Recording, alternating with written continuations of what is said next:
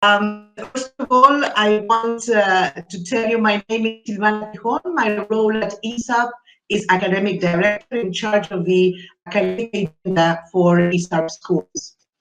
Every year, the ESAP conference takes place in September, and given the present context of the COVID-19 and the local lockdown in our country, we're not able to carry out this lovely event that Macmillan supports, has been supported along the years. So when Macmillan came to us and said, we have planned this conference for you on two very dear topics that are literacy and science, we thought, oh, this is really a gift. So today's morning, I want to thank especially Macmillan Education for thinking about ESAP, for thinking about our schools, and preparing two wonderful speakers such as Bob Kibble and Charlotte Rance. Charlotte will be speaking about literacy and Bob Kibble about science, strategies about how to deal with science in our schools. So I am looking forward for a wonderful morning full of new ideas and strategies. And again, I want to thank Macmillan Education for taking us and organizing this event for our schools. So over to you, Charlotte, and let's have a wonderful morning together here in Buenos Aires.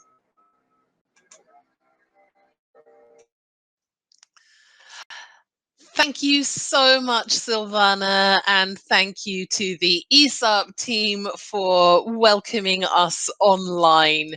As Silvana rightly says, 2020 has been a strange year. Things have not gone the way they planned. Certainly last year in September, I was lucky enough to attend the ESAP conference. This year, we are attending from home. So, very quickly, just to check that you can all hear me, in the chat box, can you please say hello and tell me the name of your favorite book? Okay, so we've got happy mornings in Buenos Aires coming through. Wonderful. Seems like everybody can hear us. Yes, Veronica, these conferences will be recorded, although I'm not sure. Ooh, Georgelina has been reading The Handmaid's Tale. Always fun. I finally watched the TV series this year. Hadn't seen it before, but I had read the book. Fahrenheit 451. I have not read that. Harry Potter there from Macarena Corazza. One of my favorites too. Pride and Prejudice. Ooh, Rosanna went with The Alchemist. I love a bit of Paulo Coelho myself as well. All right, brilliant. A couple of Jane Eyre fans. Fabulous. Good. So, the reason... Oh, Wuthering Heights, Veronica, that's an amazing book. This is going to be a terrible distraction for me. The reason I asked you about your favorite books is that my first session this morning is all about literacy. And as teachers, most of us enjoy reading as well. I don't think I've met many teachers who wouldn't list reading as one of their favorite hobbies. Ooh, The Day That Nietzsche Cried. Interesting. I will have to check out some of these recommendations. So, as we said, we're here to start by talking about literacy, and specifically in our literacy session, the first literacy session, we're going to be talking about developing reading skills. Now, I'd like to start this presentation with one of my favorite quotes about reading from a very, very important person in the world of literacy and literature, Dr. Seuss, author of wonderful books such as The Cat in the Hat, etc. And I love this quote because I think it's really, really true. Take a second, read it through. What does this quote mean to you? The more that you read, the more things you will know. The more that you learn, the more places you'll go. Isn't that wonderful? To me, it talks about how literacy and literature and stories help us to, as Veronica has just said, develop our imaginations. It can take us all over the world. It can take us out of this world. When I read, tend to read fiction more than non-fiction. But of course, non-fiction is also an incredibly useful tool in this world. It can teach us about all of the things we didn't know, all of the things we didn't need to know, but also all of the things that we did need to know. It builds curiosity, and it can take us from, well, our homes to other places around in the world. And of course, this is incredibly important. So, in our session this morning, we're going to start by talking about what reading skills actually are and why they matter. We're then going to have a look at 3 areas that are integral to literacy: comprehension, thinking skills, and fluency, reading fluency. So that is our plan. Hopefully we will have some success. Ooh, Monte Grande, Argentina. Where is that? I'm not even sure. Okay, let's get going. Okay, 2 young children here, both reading away in our image. To you, in your opinion, what makes a good reader? Can you pop your ideas in the box? Now, I'm sure that all of you have different concepts about what defines a really good reader, but I expect to see a few similar answers coming up. So, let me see, what have we got? Fastest fingers first. Aren't these chat boxes wonderful? They allow us to see what's going on behind the scenes. What makes a good reader? Is it their choice of books? Interesting point straight in from Veronica. Able to respond critically. Definitely in there. I would agree with that. Being able to not just take everything that's printed at face value, but to think about it, to understand how things apply to our own world.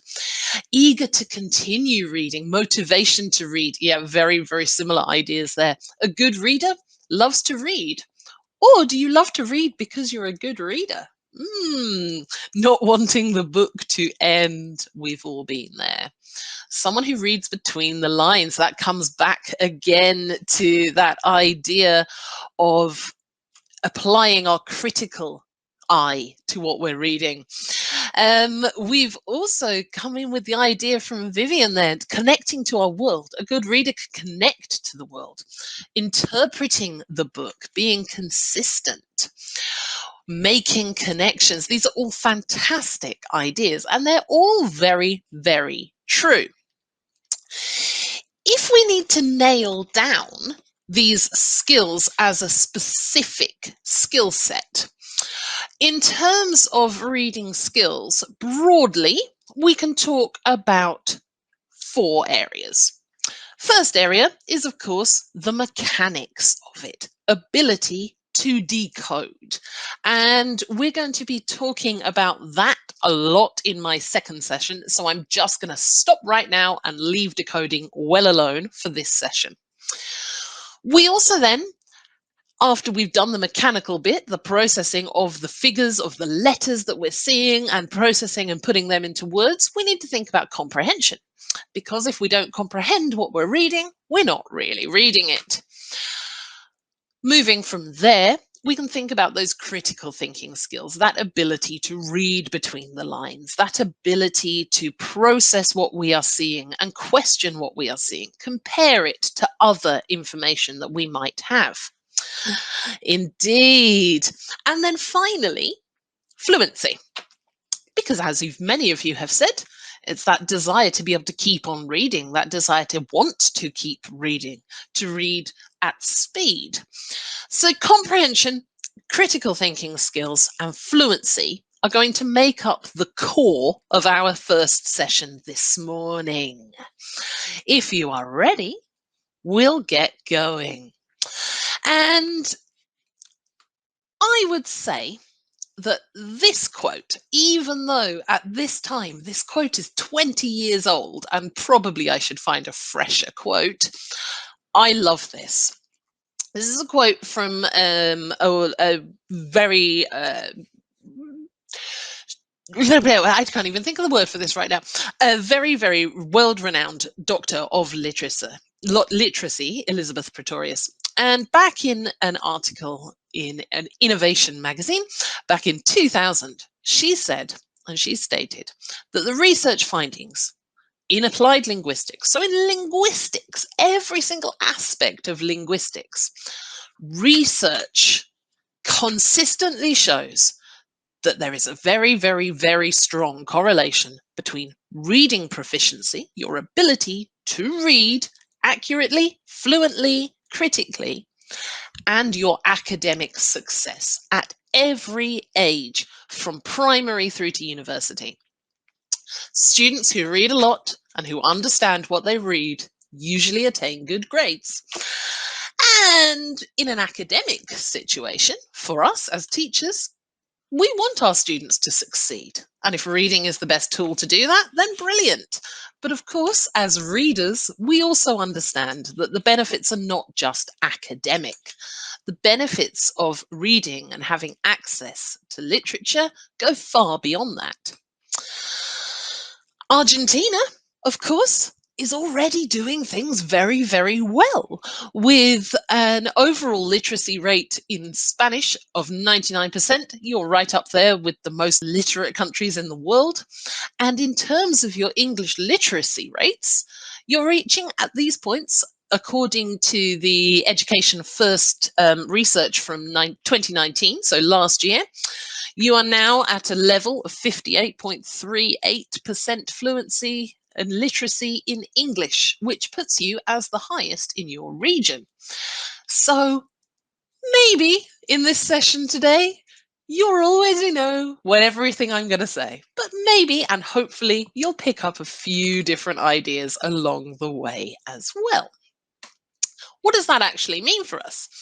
Why is literacy in English, literacy in a second language for Argentina, important? Well, literacy in English opens doors. We live in a world where predominantly English is used as the lingua franca around the world. For now, who knows what the future holds, but for now, English is quite often the language of the internet. It's the language of academia, and giving our students access to literacy in English allows those doors to open. Being a better reader will expand your vocabulary. The more you read in English, the more English words you know. And we know this to be true from first language studies, from second language studies, from bilingual studies. The higher your reading breadth, the better and stronger your vocabulary becomes. Literacy in English allows us to open up access to other subjects. And in Bob's session, we'll see that literacy in English allows us to access science. It improves our spoken fluency. It improves our written accuracy. It improves our exam results, as we've already said. But I think the core of literacy in any language is the ability to build that autonomy. We're teaching a tool that will be used for years to come. So let's think about these skills one by one. And we're going to do a little bit of comprehension. Do you recognize the man on screen? If you don't, his name is on the quote. Have any of you ever read the poem Jabberwocky? It is something we call in English a nonsense poem. We do love a nonsense poem here in England. I shall read it to you just because I like to say the words. 'Twas brillig, and the slithy toves did gyre and gimble in the wabe, all mimsy were the borogroves, and the mome raths outgrabe. It's beautiful, isn't it? All right, in the chat box, Question number 1. What were the toves like? Let's do a little bit of comprehension. Fastest finger first. Who can get their answer in? Slithy, brilliant. Valeria, first in. Well done. Teresa, very, very, very, very milliseconds behind. Okay, where did they gyre and gimble? Ooh, Valeria, full sentences, please. Marianella, lovely. In the wabe. Wonderful. In the wabe. And finally, what did the mome raths do? I completely forgive you, Valeria. That's fine. You were trying to be first. You were first. Outgrape. Leonardo, please, full sentences. This is a comprehension test. They outgrape. Thank you, Teresa. That's wonderful. Okay. However, past tense, they did outgrape. What's the past tense of outgrape? Any ideas? Is it regular? Is it irregular? Do we know? We're going with regular. There we are. All right. A question for you. Do those questions, do these comprehension questions help you understand this text better than you did before I asked them? Let's see. They do not, says Valeria. Nope. No. No. No. So, what's the catch here? What are we actually looking at? Now, as a child, when I was studying language, I'd see questions like this all the time. In school, I studied French and Italian, and I was always pretty good at comprehension because I figured out as a child that if you look for the key words in the text and match them, you're probably going to get the right answer. Here is another piece of text for you. And once again, I'm going to test your comprehension.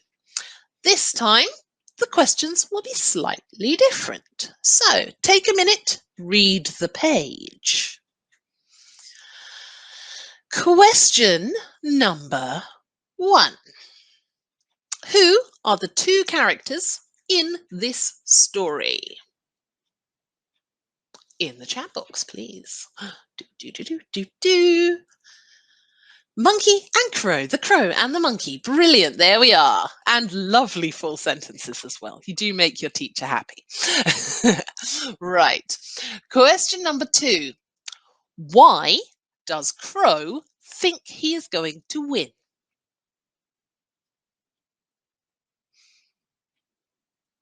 Fastest finger first, because he can fly. Absolutely. Well done. And flying is faster.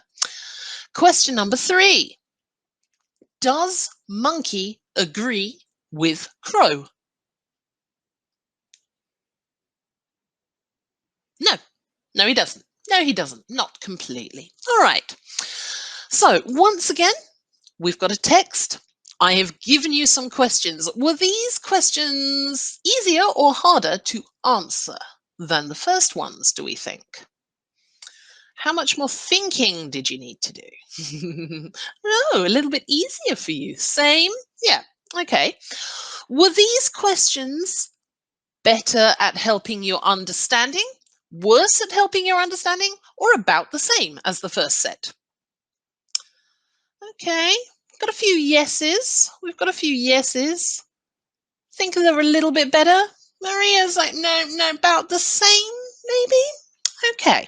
Let's give you one more question. I'm going to ask you one more question. Here it is. Which character do you think is fastest and why? In the chat box, please. Your thoughts here.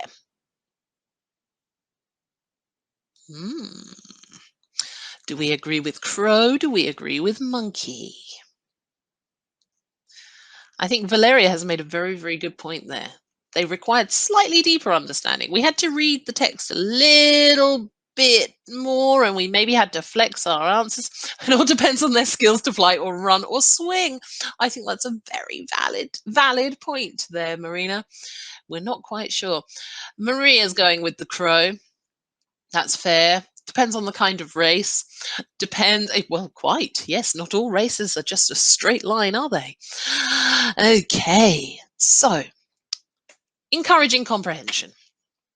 What I hope we have noticed is that comprehension comes in depths.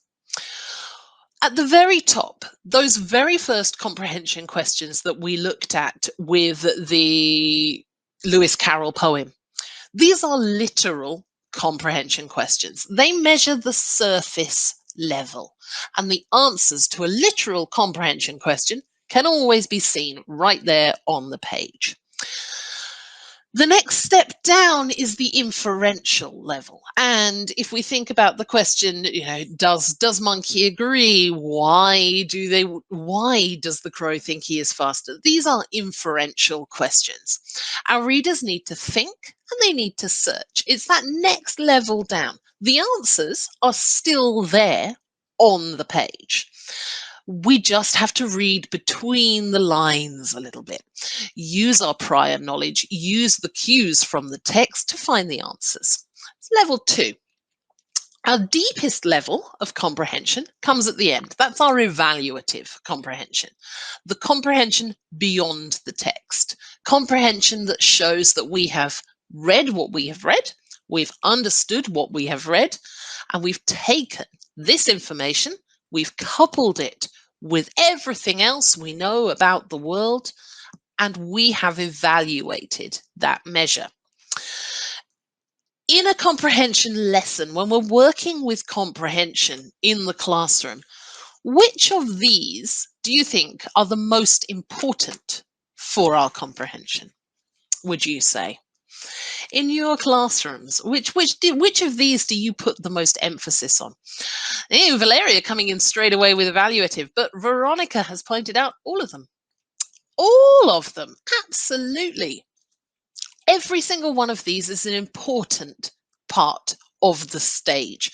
It's a stage we need to move through. So in terms of bilingual education, and in a bilingual situation for many of us, that means that we have students whose first language is potentially a little stronger than the others. We need to work through all of these stages. That literal word level comprehension, sentence level comprehension, where we understand the key words in the text that we're looking at, that's equally as important as making sure that we are able to infer, to read between the lines, and also evaluate and measure what we are taking in. But of course, it is a process. And in the classroom, as teachers, key thing to do is always to ask ourselves that question. It's like, am I nailing each of these different levels? Have I given my students opportunity for literal comprehension, inferential comprehension, and evaluative comprehension?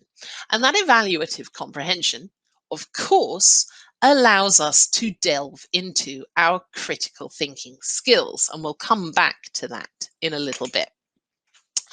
But before we do that, let's have a look at the sort of strategies we can apply in our classroom to ensure that we are getting each level of comprehension through into our classroom. So, on the screen right now, you should see a list of different strategies that we can use in comprehension classrooms, and a little bit of a definition for each of them, just so we're all on the same page.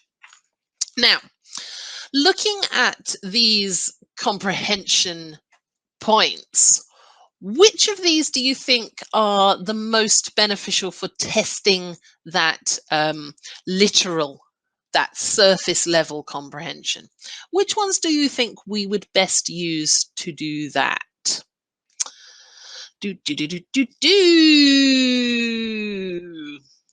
Let's see. Questioning number 1 straight up, absolutely. Making sure that we're including literal based questions.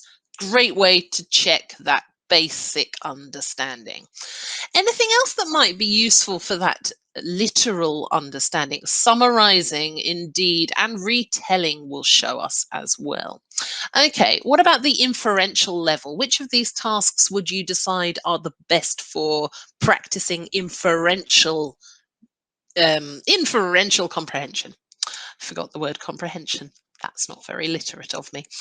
Identifying the main ideas, indeed, finding out those different ideas, and of course, inferring.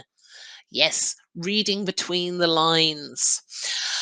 And then, of course, in terms of our evaluative, which of our skills do we think are best practicing our evaluative comprehension here? Which of these strategies might we use for that? Yeah, now there's a few in here that really lend themselves to this, but I'd say there are 3 in particular. Yep, synthesizing, visualizing, and what's the other one I'm thinking of? Hey, making connections, inferring, visualizing. And I also think that being able to make those connections as well, linking that text to your own experience, taking yourself outside of the book and measuring what that has done to your understanding of the world. So, a lot of these, you will notice, if you are familiar with it, can also be found in Bloom's taxonomy. And this is because as we move through that literal comprehension, through the inferential and into the evaluative, we are actually also moving up Bloom's taxonomy of thinking. How many of you, give me a big yes in the chat box if you are familiar with Bloom's taxonomy of thinking? I'm going to guess we've got lots of yeses. Brilliant. Okay. If it is not something that you are familiar with, have a look at it. But I'm going to be using it in the next part of this session to talk a little bit about critical thinking in terms of literacy and reading. Now, it has been argued that when we want to develop critical thinking skills in the classroom, in our learners, one of the most encouraging ways to do that is by giving them something to read, whether that is literary, whether it is scientific, whether it is factual. The type of text doesn't really matter. It's encouraging those behaviors through reading. And in terms of research on the development of thinking skills in young learners and in children in general, one of the key points that highlights reading as being a great way to encourage critical thinking skills is that to young children, reading is an adult behavior. And as this quote from Terry Salinger says, the children want to achieve the same things that adults achieve. As adults, we are their model. We are the goal. We are what they are trying to attain. And children want to work and to have help and support in working towards a mastery of what they see as adult activities. And of course, adult activities include mastering reading, writing, literacy, and numeracy. So the act of learning to read, the act of developing ourselves from children to adults, they go hand in hand. They run in parallel. And by encouraging reading as a behavior, modeling reading as a behavior, we are basically creating a foundation for critical thinking to happen. But of course, in the classroom, there's lots of things we can do while we're reading to ensure that we are making this happen, to ensure that we're not just presuming critical thinking is occurring, but we're actively encouraging it. Here is the cover of a book. This is one of Macmillan's books from the Talk About Text series. And as you can see, it is a non-fiction title. Now, I am sure Like most teachers, when you pick up a book in the classroom, you will ask your students questions about the cover. So let me understand the sort of questions you might ask your students. In the chat box, can you write one question you would ask your class about this cover? You can take all of the information you've got, you're planning your lesson. Give me one question you would ask in the classroom. Let me see. What do you understand by local? Who wrote it? Brilliant. Have you ever tried these veggies? A great question. Marina, yes, I have tried all of these vegetables, and if I had to choose one, I'd probably go with the cucumber because cucumber's amazing. What do you think it's going to be about? What's the connection between the title and the illustration? Brilliant. What kind of vegetables can you see? Do we know what local means? Indeed. What can you see here? A perfect question for young learners. Now, what we can also see in this chat box right now is that we are measuring and we are creating questions at different levels and depths of comprehension, which is brilliant. But what we can do in the classroom is take ourselves that one step further. Let's build this up. As you can see on the screen, we've got some color-coded questions, and each of those skills there are the skills from Bloom's taxonomy. So right at the top, we've got a basic remembering activity, a literal comprehension activity, a remembering activity. What can you see? What are the names of these things in English? Understanding. What do we do with these things? We eat them. What would you put in a soup is another type of question. Understanding, taking that little step further beyond that remembering into understanding. Applying, bringing it back to my own life. Have you tasted one of these vegetables? What does it taste like? Applying that knowledge there. Analyzing. Where do these vegetables come from? Evaluating, measuring, what vegetables do you like? Moving from that literal through to the evaluative comprehension happening. And of course, right at the very top of Bloom's taxonomy, we've got the creativity. And there's a final creativity question there. What meals could we make? Now, in your classroom, I am sure that you all ask these types of questions. My question for you, and the thing I'd like you to consider going forward from this session, is, do I do this consistently? Do I do this intentionally? Am I taking that natural instinct to teach those different depths of comprehension and applying it in a systematic way?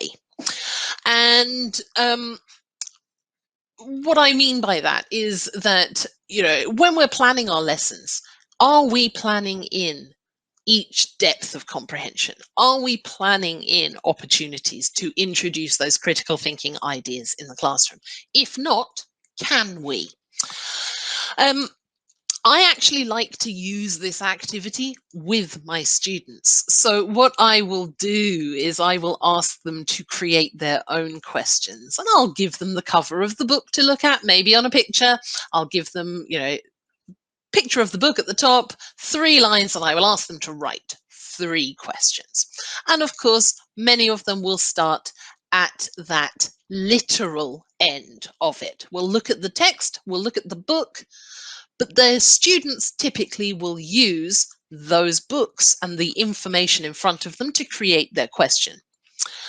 On a next stage, what I will do is I'll give them a target. And one way that I like to do this, especially with young learners who need a bit of support, is I will give them question stems. So working with a basic setup and a basic formula of questions, I will give them a question. What can blank line. Complete the question. A which question, a what could we make question. Give them stems that encourage them to create questions which apply at different levels of the Bloom's taxonomy, which encourage different thinking skills happening.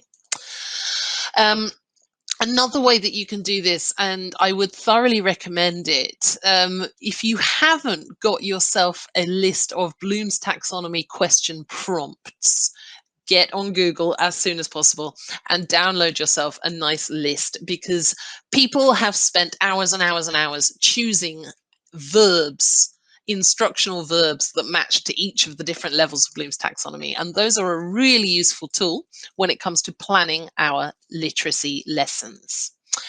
Okay, now, in terms of language acquisition, in terms of literacy development and the development of literacy skills, talking about the content within our reading passages, within our books, within whatever text we are using, is equally as important as being able in the classroom to talk about the how and the talk about the mechanical side of things and the why, the grammatical language, the vocabulary language, the jargon of English, as it were.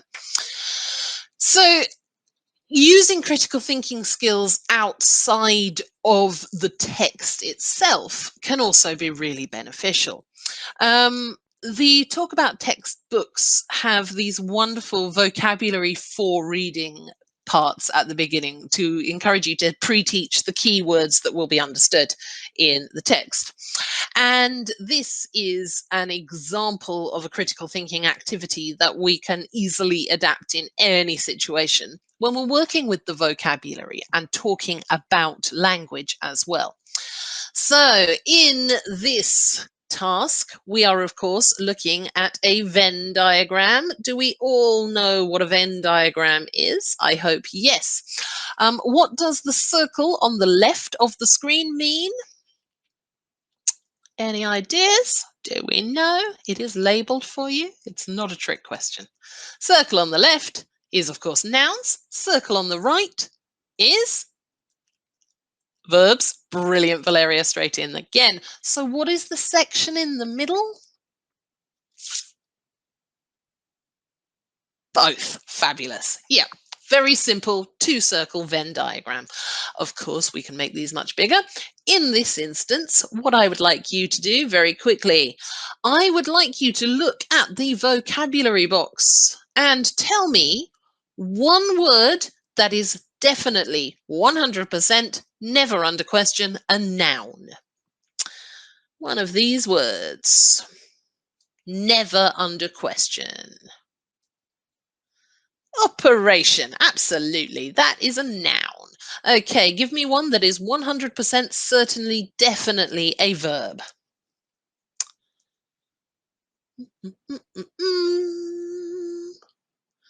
Incline. Yes, why not? Brilliant. Okay, give me one word that has to go in the middle. One word that could be a noun or a verb. Force, indeed. Position. Excellent. Lovely. Okay, brill. So, encouraging critical thinking through every single opportunity we get, whether that is working with the vocabulary pre-reading, whether it's working with the cover pre-reading, or whether it is working through the text itself and answering and working with those questions, is a great scaffold, a great support for building those reading skills. It helps us with our comprehension. Oh, Valeria, that's wonderful. Q questions. Been in Google, got it in the chat box already. That is wonderful. A bit later on in my second section, I'll give you the link to my favorite one as well. What was I saying? I don't remember. We'll go back to it. Yes, critical thinking. Critical thinking in and of itself is a reading skill, but using critical thinking in the classroom will also build comprehension skills.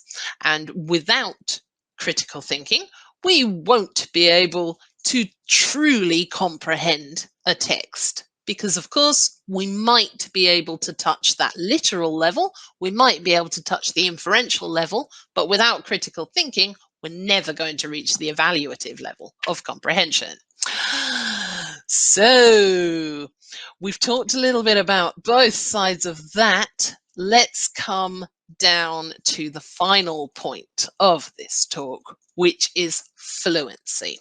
Now, in the chat box, how would you define reading fluency? What does that mean? What is it to be a fluent reader?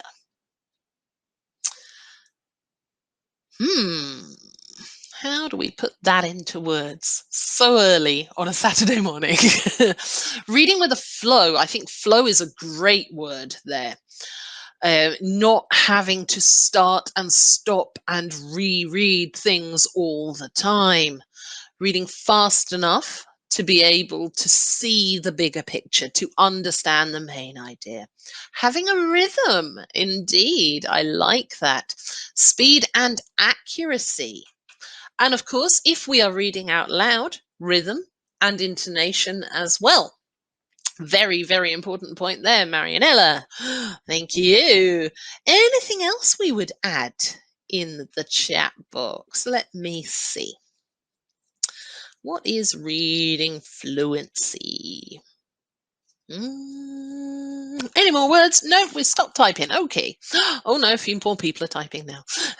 Give them 2 seconds to get their ideas. Reading with ease. I like that word. Okay. And let's see if we've got anything more coming in. Being able to understand what we read. Indeed. All right. So, I'm going to show you another quote. This is a quote from a book called The Complex Nature of Reading Fluency, a Multidimensional View. And within this book, reading fluency is defined as 3 key areas. Key area number 1, accuracy. Accurate reading of a connected text. Point number 2 is the conversational rate, the speed at which we are reading. We should be able to read fluently at pretty much the same rate we process our thoughts and ideas as we speak. And finally, the 3rd point is the appropriate prosody and expression. The way that we use our sound, our voice, whether that's an external or an internal monologue, being able to process the information at the same time that we understand it, giving us the right tone, expression, and idea as well. 3 key facts that build up fluency. Now, I don't know about you personally, but in my mother tongue, in English, I'm a pretty good reader. I'm a very heavy reader. I read a lot. I read fast.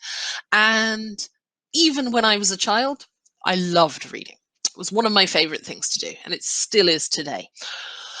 But in my second language, which is Turkish, I am not a fluent reader. I cannot reach these 3 elements simultaneously. I am growing and I am developing. My spoken Turkish is vastly better than my ability to read in it. And I, as a learner, really struggled with my reading ability. Have any of you had similar experiences in that? How do you find reading in your second language? How long did it take you to reach to reach a level of fluency in your reading of English, if it's your second language, or Italian, or whichever your second language is? How did you get there? It depends on the topic. Do you know what? It depends on the topic in your first language as well. If any of you have ever taught TOEFL exams, I'm not a fluent TOEFL reader. If it's too scientific, I will need to read and reread at the same time. So, bearing in mind punctuation and teaching the right pauses makes a tremendous impact on prosody and reading comprehension. Yes, you are right. Once again, we see that the mechanics are equally as important as the critical thinking.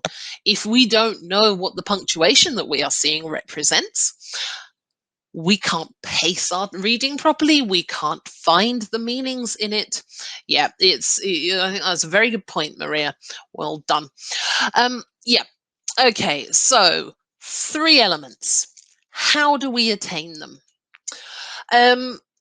A few things that I'm going to leave you with at the end of this session. 5 important factors that go into building fluency. I think, Georgelina, that is a very valid point, and that's going to come up right now. First sight reading is a bit complicated for me. Certainly, depending on the text that you are using, difficult. So, if you want to encourage fluency in reading in our classrooms, what do we need to do?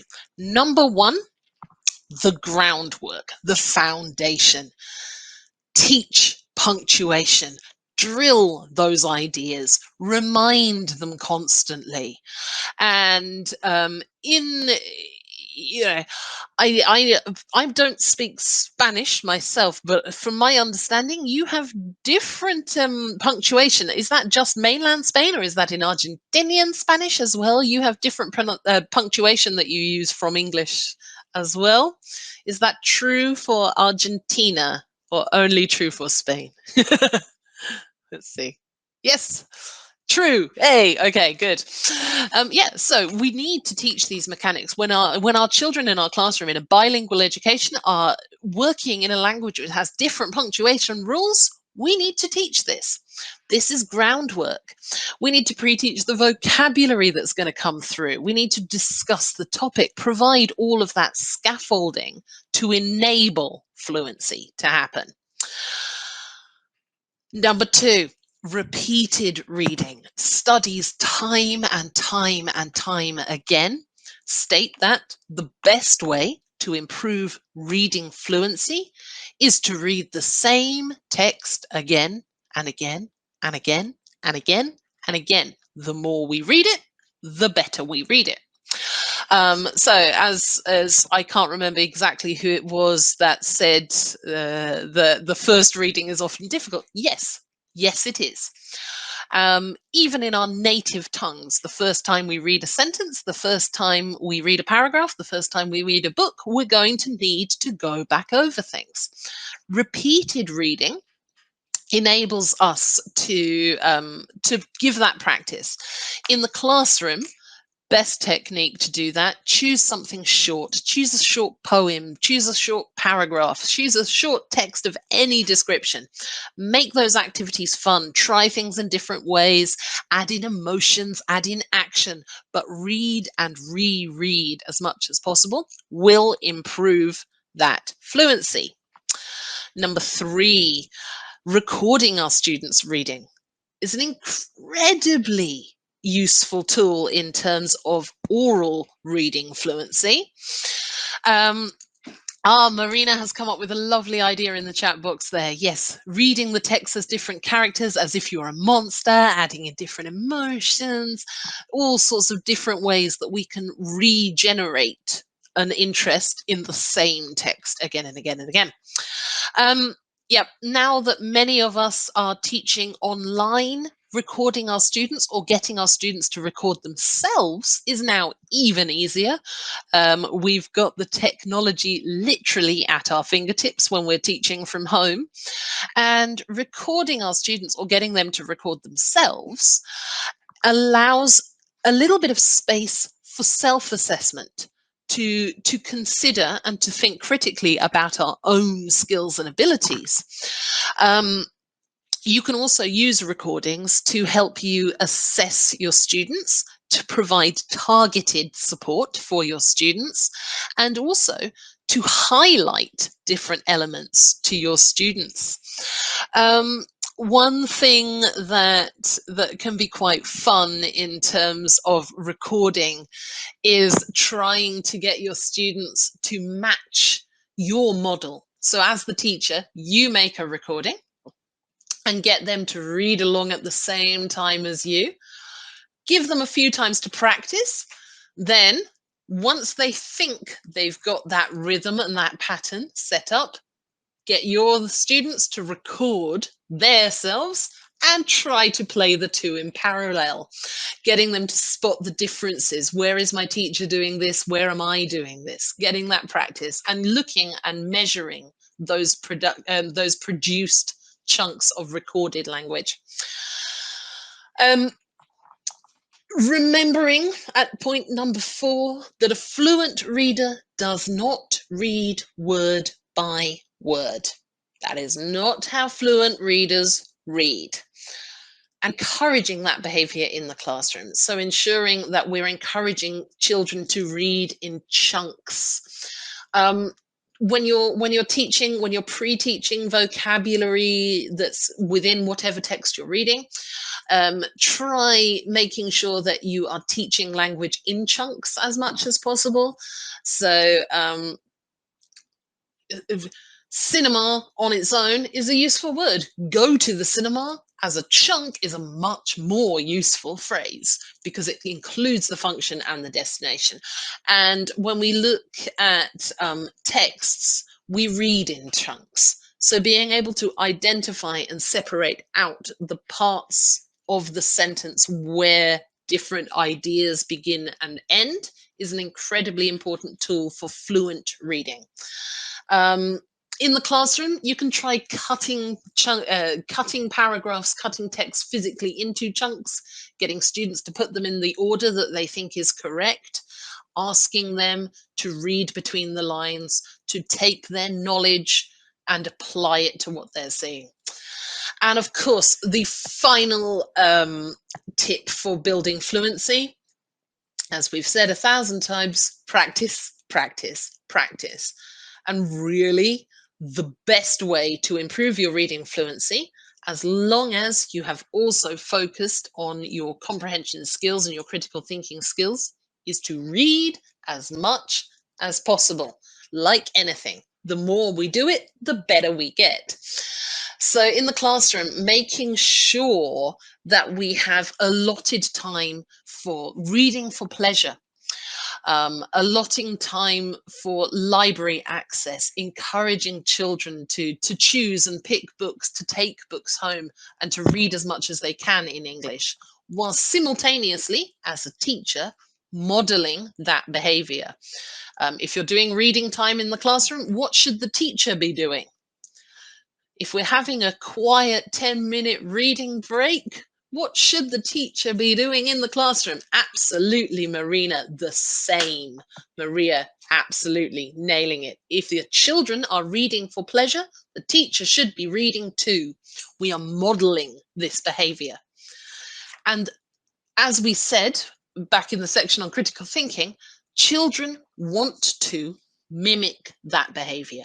When we see the adult modeling the behavior of reading, then we, as the learner, are also encouraged to do it. So we've got about 5 minutes we can use before you all get a little 10-minute break. If you do have any questions about this first part of the session, feel free to pop them in the chat box right now, and I will see how many I can answer. If you don't have any questions, if you've got to the stage where it's now 5 minutes to 10 and you're like, yeah, I need some coffee, that's fine too. We will be having a 10-minute break in a moment. There will be some videos that are played on the screen during the break time. And then after the break, you're going to have a session with the wonderful Bob Kibble, who has an amazing session on discovering through inquiry, the Max Science way. That's an amazing session to enjoy. Okay, good. Few questions coming through. So let me try and get these answered within the next couple of minutes before I let you go off on a break. Let me move my chat box so I can see these questions. Right. Okay. Question coming through from, hang on.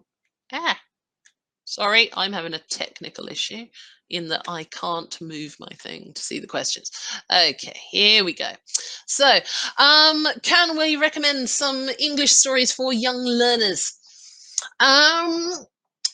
Define what you mean by English. If you mean written in English, my best guidance on helping you choose stories is to think about what your students are interested in. And the best way to encourage reading is to give them options which will encourage them to choose their stories for themselves as much as possible when it comes to reading for pleasure. So my recommendation on English stories is making sure whatever you are using in school provides variety. You want to have a reading program in your school which offers a mixture of fiction, of non-fiction, of stories about sports, of stories about pets, like as much variety as you can. Because once we've got variety, we get to a stage where everybody will be able to find something they are interested in. And if you want to encourage a love for reading, then child choice is going to be a hugely important factor. I'm sure it's true for you. I much prefer to read something I have chosen than something I am forced to read. If I think back to my school days, then I would say, I thoroughly enjoyed reading some of the books that I was given in school, and those I put the most effort into. Some of the books I was given to read in school I did not like at all.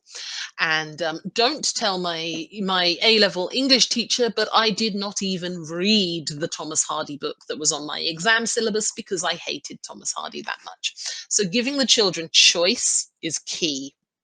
And if you can get something, for example, like Talk About Texts, the Macmillan series, this has a wide range of different text types, and the more different text types we have, the better the results will be in the classroom. Someone else has asked for another example of chunking.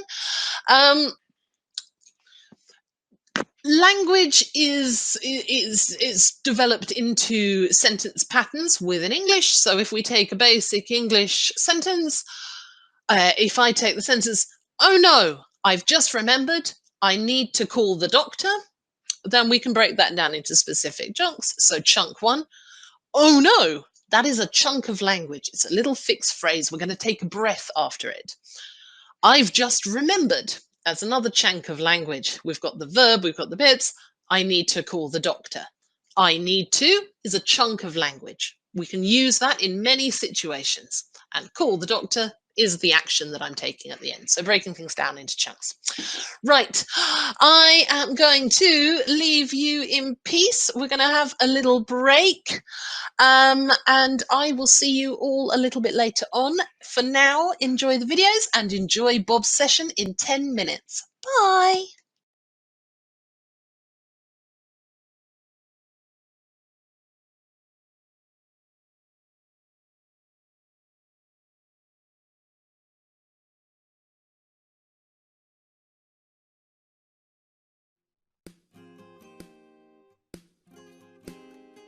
Talk About Text is a literacy program.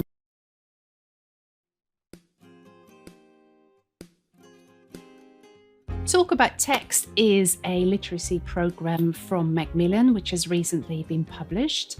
And I think the beauty of it, when I look at it, is first of all that the colors and the print, it looks really good. It's a really attractive reader or student book for your students to work with. Looking at the series in itself, I think it's very important with our second language learners that we develop not only those reading strategies and skills, like predicting, synthesizing, and also using the images and the visual information on the page, but also that we develop students' vocabulary. And looking at this series, it actually tells you as a teacher, which is really nice, what sort of words are the key words. And you can, of course, adapt this according to your students' needs. But I usually select what I think my students don't know. I might go through the booklets and add something to it as well, but it's already set out for you what sort of words you might want to pre-teach. There are word cards that you can download as well. And the other thing, it's really integrating oral literacy for your students. So you might ask them a question, and then there's a framework that you can actually show your students. This is the sentence starter I want you to start with. Yeah. So if I'm predicting, there might be a card that says, I wonder. So you're going to encourage your students not just to say, oh, can you predict what's going to happen? Walk down the hill. Oh, I wonder if they're going to walk down the hill. So you can support that oral literacy very well with your learners. I think there's about over 100 readers available for you, and they're all on different topics. Oral literacy very well with your learners. I think there's about over 100 readers available for you, and they're all on different topics. There's a wide variety of topics. There's fiction, there's non-fiction. And another thing I want to point out, which I really like as a teacher, you've got the student book.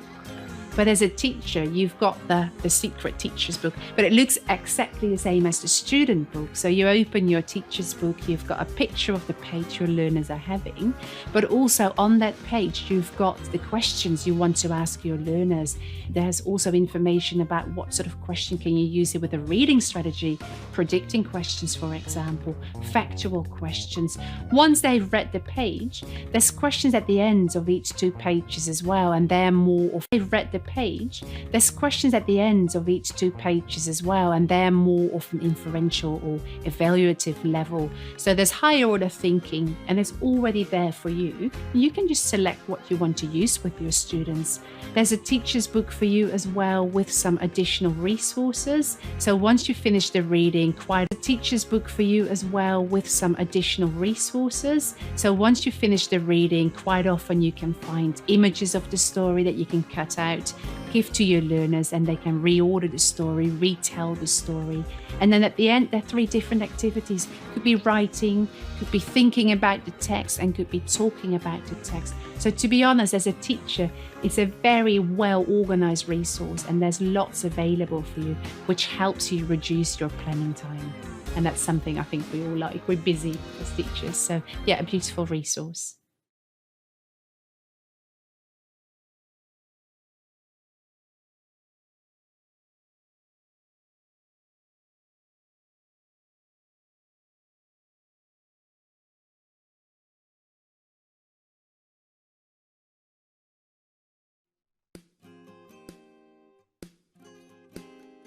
One of them could be the exposure to the language. So in your international school, of course, everything is in English. However, when our learners go home, they might have no exposure to the language. So they don't get pronunciation, they don't get modeled language around them.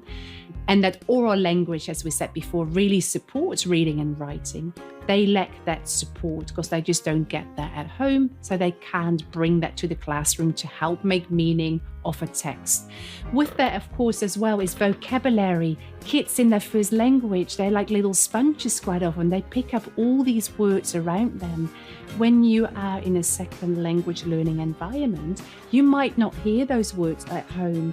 Actually, it's the same in certain areas as well. For first language learners, there's not enough exposure to maybe more academic language. So that vocabulary, we really need to feed to maybe more academic language. So that vocabulary, we really need to feed in explicitly as teachers so they become enabled. Another challenge, prior knowledge, I think, as well, of our students. A very simple example could be I'm working with my students in Dubai on a reading about wombats. kangaroos, koalas. So that is not something, they're not familiar with those animals. Kangaroos, koalas. So that is not something, they're not familiar with those animals. We've got a lot of camels around, but definitely no koalas or wombats. So you need to develop the prior knowledge so they can actually relate to the story, that the story becomes relevant to them as well. So you might need to build that with them.